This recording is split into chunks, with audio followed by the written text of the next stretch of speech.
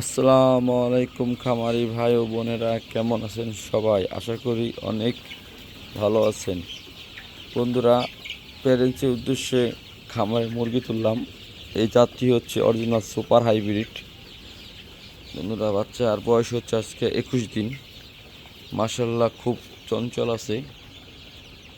এর ভিতরে আপনার 5টি ভ্যাকসিন করা শেষ। ডাক্তার শিডিউল অনুযায়ী ভ্যাকসিনগুলো করা হচ্ছে। প্রথম ভ্যাকসিনটা প্রথম একদিন বয়সে করা হয়েছে মারেক্স। তারপরে করা হয়েছে আপনার 5 দিন বয়সে একটা রানীক্ষেত। 9 দিন বয়সে করা হয়েছে আপনার কিল ভ্যাকসিন। এটা হচ্ছে আপনার রানীক্ষেত প্লাস বার্ড ফ্লু।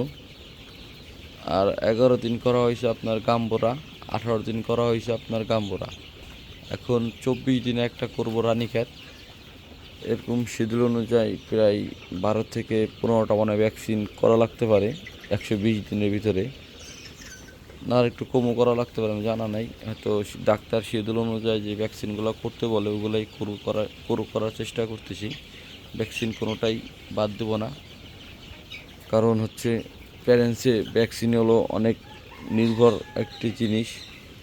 বন্ধুরা, সবাই দোয়া করবেন।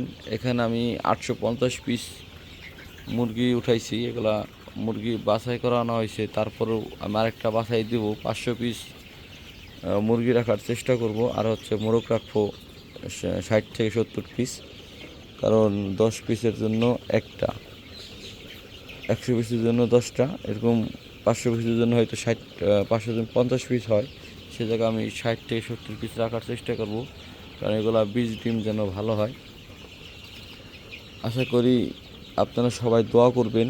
এই কারণ কখনো আমি প্যারেন্টস আমার খামারে তুলি নাই, এই প্রথম প্যারেন্টস উদ্দেশ্যই প্যারেন্টস নিয়ত করে আমি তুললাম। আগে হয়তো কমার্শিয়ালভাবে অনেক মুরগি লালন পালন করছি, অনেক লাভ হয়েছে, কখনো লসের মুখ দেখি নাই।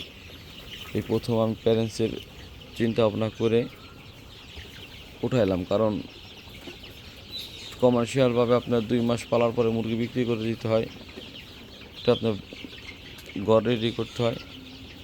ওই চিন্তাও না, আমার খুব ইচ্ছা হলো আর কি প্যারেন্টস করতে, ডিমের মুরগি করার জন্য।